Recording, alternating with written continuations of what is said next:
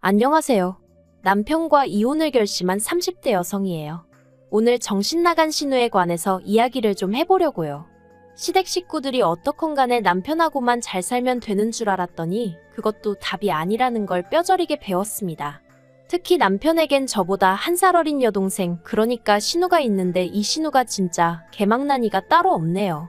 진짜 남편 여동생이니 그나마 인간 대접해주고 대면하고 살았지. 남이었으면 상종도 안 했을 텐데요.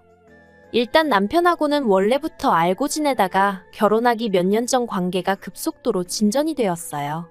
제가 당시 이직 후 새 직장에 적응하면서 여러 가지로 마음고생을 하던 시기였는데 그때 남편이 저에게 이런저런 도움을 많이 주었거든요. 그리고 돌이켜 생각해보니 그때부터 남편이 아는 오빠가 아닌 남자로 보였던 것 같아요.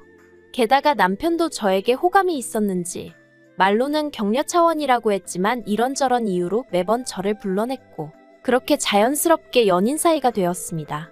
그리고 3년의 연애 끝에 결혼까지 하게 되었고요. 하지만 결혼할 때 아예 잡음이 없었던 건 아니에요. 알고 보니 시부모님께는 남편조차 모르고 있던 빚이 있었고 그렇다 보니 재정적인 면에선 어떠한 도움도 기대할 수 없는 상황이었죠. 반면에 친정에서는 제가 맞이이기도 하고 개혼이다 보니 해주시겠다는 것도 많았고 그만큼 남편 쪽에 바라시는 것도 많으셨거든요. 그래서 처음 친정의 시댁 상황을 털어놓았을 땐 솔직히 친정부모님이 많이 답답해하셨어요. 이 결혼 꼭 해야겠냐 하시며 결혼이란 게 사랑만으로 되는 게 아니라며 저더러 다른 사람들이 다 야가 빠져서 이런저런 계산을 하고 결혼을 하는 게 아니라는 말씀도 해주셨고요. 하지만 그때 전 눈에 콩깍지가 씌어도 단단히 씌어 있었고 원래 사람이 하지 말라면 더 하고 싶어지잖아요. 정말이지 도저히 남편과 헤어질 자신이 없었습니다. 그리고 남편이란 사람 하나만 두고 말하자면 적어도 그때 당시엔 저에겐 좋은 사람이었거든요. 그래서 제가 정말 열심히 친정부모님을 설득했어요. 돈은 살면서 착실히 모아가면 되지 않겠냐고, 능력도 있고 인성도 좋은 사람이라고. 그리고 남편도 남편대로 저희 친정부모님께 앞으로 자기의 인생계획서를 써서 드리기도 하고 친정아버지랑 따로 남자 대 남자로 면담도 하고 나름대로 노력을 하더라고요. 그리고 이런 저희들에게 결국 자식이기는 부모 없다는 말처럼 친정부모님이 두 손 두 발 다 들어주셨죠. 친정에서 결혼식 비용도 다 대주셨고 집 구하는데 1억이란 목돈도 해주셨어요. 거기에 제가 모아둔 돈도 따로 있었고요. 반면에 남편이 해온 건 자기가 모아둔 4천만 원과 할부가 남아있던 6년 된 자동차 한 대가 전부였죠. 그래서 남편과 상의 끝에 허례허식은 생략하자 했어요. 제가 비록 사랑에 눈이 멀었다곤 해도 해주는 거 없는 시댁의 친정부모님 주머니 털어 이것저것 채워 넣을 만큼 속이 없진 않았거든요. 그런데 막상식을 올리고 나니까 어머님이 한 말씀 하시더라고요. 남들은 자식 키워 장가 보낼 때 고생했다고 가방 받고 돈 받고 심지어 당신 아는 집은 사돈 내서 차도 바꿔주더라는데 저희는 어째서 예단도 하나 안 보낼 수가 있느냐고요. 황당했죠. 그래도 다행히 남편이 먼저 나서서는 내가 해간 게 없는데 뭘 바라냐고 어머님한테 무안을 주대요. 그래서 저도 더는 그냥 말을 안 하긴 했는데 사실 결혼 전에는 제가 어머님 아버님 뵐 일이 몇 번이나 있었겠어요. 처음에 시댁에 인사드리러 갔을 때 한 번, 그리고 상견례 자리에서 한 번이 전부였거든요. 그리고 그땐 시부모님 두 분 다 워낙 말수가 없으시기도 했고 저도 저대로 긴장을 많이 했던 탓에 솔직히 어떤 분들인지 파악하기가 쉽지 않았죠. 그런데 막상 식을 올리고 나서야 좀 뻔뻔하시단 생각이 들대요. 한편 저희가 결혼하고 몇 달 지나지 않아 어머님 생신이었는데 신우가 자기 애인이라며 남자를 한 명 데리고 왔어요. 그리고 제가 보니 남자가 인물은 없어도 사람이 서글서글한 게 성격도 좋아 보이고 무엇보다 신우한테 무척이나 잘하더라고요. 뭐 2-3시간의 짧은 시간이었지만 행동 하나하나에 배려가 있었달까요? 그리고 이튿날 신우가 저에게 연락을 해와서는 어제 자기 남자친구가 어땠냐고 묻길래 느낀 그대로 얘기를 해줬네요. 참고로 이때는 저랑 신우의 사이가 그럭저럭 좋은 편이었습니다. 신우랑 제가 나이가 1살 차이가 나고 제가 엄연히 윗사람이긴 했지만 개월수로는 반년도 안 되는데 새언니 소리가 안 나온다고 징징거려서 제가 어른들 계실 때는 조심하고 아닐 때는 편할 대로 하라고 했더니 신우 말로는 제 성격이 너무 좋아 보여서 친하게 지내고 싶었다나요? 아무튼 저도 신우랑 날 세워서 좋을 게 뭐가 있겠나 싶어서 그럭저럭 우호적인 관계를 유지하고 있었죠. 하지만 신우가 저니까 하는 말이라면서 솔직히 결혼하기엔 너무 좋은 조건인데 얼굴만 보고 있으면 기분이 나쁘다는 거예요. 그래서 제가 그게 무슨 소리냐니까 남자 얼굴이 너무 못생겨서 가끔은 화도 난다나요? 황당했죠. 결혼 이야기가 오가는 상대의 외모를 그런 식으로 평가한다는 게. 듣다 못한 제가 신우더러 그러면 안 사랑하는 거 아니냐고 물었습니다. 사랑하지도 않는 사람하고 결혼을 왜 하려고 하냐고. 차라리 헤어지라고 했죠. 그랬더니 그렇게는 못한대요. 돈도 잘 벌고 자기 ATM이라나 뭐라나. 너무 충격적이었어요. 하지만 그렇다고 제가 신우한테 이러쿵저러쿵 말하기도 그렇고 그래서 사람들이 결혼할 때 사랑만 가지고는 안 된다고 하지만 그래도 사랑이 있어야 살 수 있는 것 같다고 애둘러 한마디 했거든요. 그런데 신우가 그냥 피식 콧방귀만 뀌고 말대요. 그리고 결국 그 둘은 그해 결혼을 했습니다. 남들이 부러워할 만한 결혼식이었고 남자 쪽에서 비용도 다 냈다고 들었어요. 그리고 결혼식장에서 화장실에 갔다가 우연히 어머님 지인분들이 저희 어머님은 제주도 좋다며 아들 딸 다 돈 한 푼 안 들이고 결혼시키는 거 보면 대단하다고 말씀하시는 걸 듣게 되었는데 기분이 썩 좋지는 않대요. 그런데 문제는 신우가 결혼 후에도 정신을 차리지 못하더라고요. 듣자 하니 시매부는 정말 신우뿐만이 아니라 저희 시부모님한테도 극진하게 잘했는데 신우가 시매부를 정말 남보다도 못하게 대했어요. 가족들 다 모인 자리에서 외모 가지고 비하를 하기도 하고 어떻게든 깔아뭉개려고 혈안이 된 사람 같더라니까요. 오죽하면 어머님도 신우한테 제발 작작 좀 하라고 한마디 하셨을 정도였죠. 하지만 정작 시매부는 늘 허허실실 웃으며 저 사람은 저런 성격이 매력이에요 하는데 아마 다들 말은 안 했어도 여러 의미로 대단하다 싶었을 거예요. 그런데 신우가 기어이 사고를 쳤습니다. 결혼하고 얼마 되지 않았을 때였는데 그날따라 신우가 쇼핑하고 싶다고 하도 노래를 해대서 같이 백화점에 가줬거든요. 시매부가 카드를 줬다며 가방을 사네 뭐를 사네 하는데 누가 신우한테 아는 체를 하는 거예요. 그러더니 신우도 이내 그쪽을 알아보고는 어머어머하더니 대학 동문이랍니다. 대학교 때 친하게 지내던 선배라나요. 그리곤 보아하니 둘이 커피라도 한잔하러 가고 싶었는지 콕 집어 뭐라고 말할 순 없지만 저에게 눈치를 주는 것 같더라고요. 그래서 제가 나는 볼 일이 생각났다고 먼저 가야 할 것 같다고 했어요. 그랬더니 아니나 다를까 신우가 기다렸다는 듯이 그러냐면서 얼른 가보라는데 좀 황당하기도 하고 저렇게 반갑나 싶기도 하고 아무튼 뒤에서 그 남자가 신우더러 아줌마 안 갔다느니 대학생 때 그대로라느니 헛소리를 해대는 게 귀에 쏙쏙 들어오대요. 그런데 그때 제가 자리를 비켜준 게 화근이었을까요? 그날 이후로 신우는 예전만큼 저한테 어디 가자 뭐 하자 하며 연락해오는 일이 없었고 저도 그 무렵 회사에서 승진을 하면서 맡은 업무가 늘어나 그런 신우의 변화에 신경 쓸 여유가 없었어요. 그리고 어떻게 보면 애시당초 신우와 올케가 친한 게 흔한 일도 아니었으니 신우의 그런 변화가 당연하단 생각도 들었고요. 하지만 실상은 그런 이유 때문이 아니었습니다. 알고 보니 신우가 계속해서 그 선배와 만남을 갖고 있었고 그래서 제가 굳이 필요치 않았던 거였죠. 신우의 위험한 불장난은 무려 1년 동안 계속되고 있었습니다. 그리고 제가 그 사실을 알게 된 건 정말 우연이었어요. 무슨 바람이 불었던 건지 그날따라 괜히 음식이 하고 싶어서는 아침부터 이것저것 뭘 많이 만들었거든요. 그런데 뭐에 홀린 듯이 음식을 하고 나서 보니까 저랑 남편 둘이 먹기엔 양이 너무 많더라고요.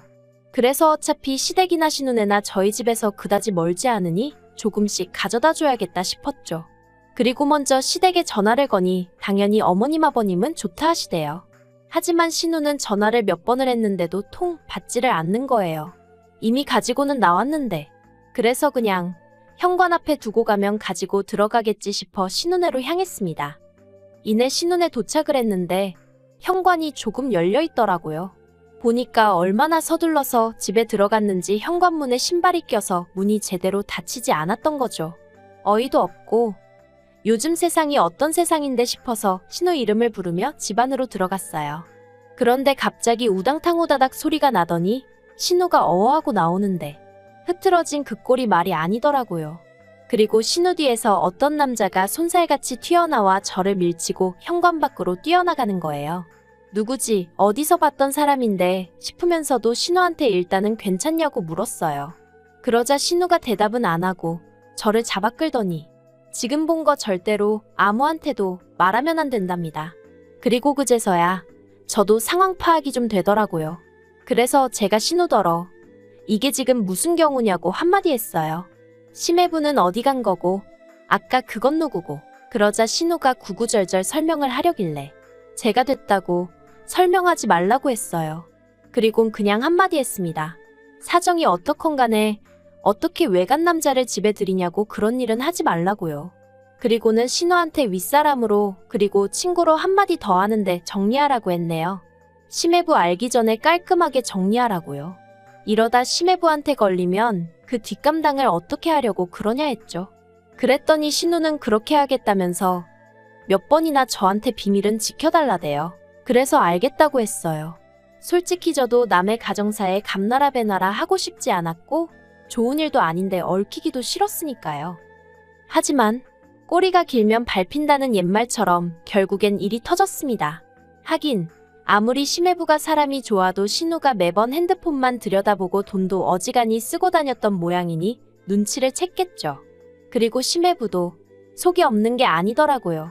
아버님 생신날 저희 부부, 신우네 부부 다 같이 꽤 이름난 호텔에서 식사를 하게 되었는데 심해부가 아버님께 선물이랍시고 제법 두툼한 봉투 하나를 건네더라고요.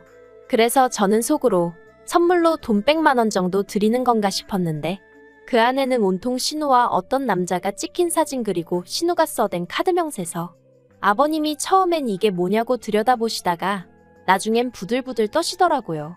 그리고 그 옆에서 신우는 심해부더러 이게 뭐하는 짓이냐고 미쳤냐고 소리를 지르고 그런데 심해부가 정말 눈도 깜빡 안 하더니 이혼하자 하대요.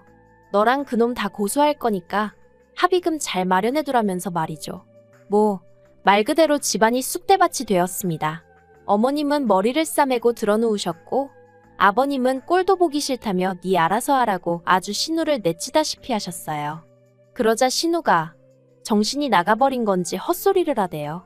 자기가 이렇게 된 건 제 탓이기도 하다고요.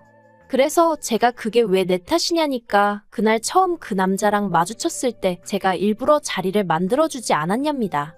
제가 자리를 비워서 자기가 그 남자한테 싫다 소리도 못하고 억지로 커피도 마시고 연락처도 줄 수밖에 없었다나요. 무슨 말도 안 되는 그런 억지가 어딨냐고 제가 소리를 질렀어요. 하지만 신우는 나오지도 않는 눈물을 쥐어짜내고 있지. 어머님은 어머님대로 저더러 윗사람이 돼서는 아주 바람나라고 고사를 지냈다며 화를 내시지. 어이없이 졸지에 제가 욕을 먹었다니까요. 그런데 그때 신우가 덧붙이기를 게다가 제가 신우가 실수하고 있는 걸 알면서도 적극적으로 말리지 않았답니다. 정말 제가 신우를 걱정하는 마음이 있었다면 때려서라도 말렸어야 하는 거 아니냐면서 한마디로 일이 이 지경이 된 건 자기가 이혼을 당하게 생긴 건 저 때문이라는 개소리를 해대더라니까요. 그런데 더 황당한 건 남편이 저더러 정말이냐고 묻는 거예요. 정말 자기 여동생이 바람피는 걸 알면서도 모른 척 했냐고요. 그래서 모른 척한 게 아니고 나는 신우를 말렸다 다만 당신이나 시부모님께 내가 말하지 않았을 뿐이다. 왜 말을 안 했냐길래 아무리 가족이라고 해도 신우의 흠이고 신우의 가정사인데 내가 막말로 뭐라고 나서냐? 신우도 성인인데 알아서 정리를 해야 하는 거 아니냐고. 난 그래도 알아들을 만큼 얘기했고 까놓고 할 만큼 했다 했어요. 하지만 남편은 며칠 동안 저를 본체만 채 하더니 결국 한다는 말이 신우 말도 틀린 게 없다면서 앞으로 심해부가 고소하고 정말 위자료라도 물어주게 되면 우리가 절반은 내줘야겠다대요. 어이가 없어서 제가 남편더러 그따위 계산법이 어딨냐고 소리를 질렀습니다. 그리고 보아하니 네 동생이라고 뭐라도 해주고 싶어서 그러나 본데 그럼 차라리 우리가 먼저 이혼하자 했어요. 재산 나눠서 이혼하고 그 돈으로 네 동생 똥이나 닦아주면 되겠다고요. 그랬더니 남편이 저더러 말 그따위로 하지 말라면서 소리를 지르는데 제가 너나 말 똑바로 하라고 받아쳤죠. 지 동생 잘못을 어디 나한테 덤태기를 씌우려고 하는 건지 정말 다들 미쳤다 싶더라니까요. 그런데 며칠 지나서 제가 남편한테 협의 이혼하자고 다시 얘기를 꺼냈더니 한다는 말이 자긴 이혼하기 싫답니다.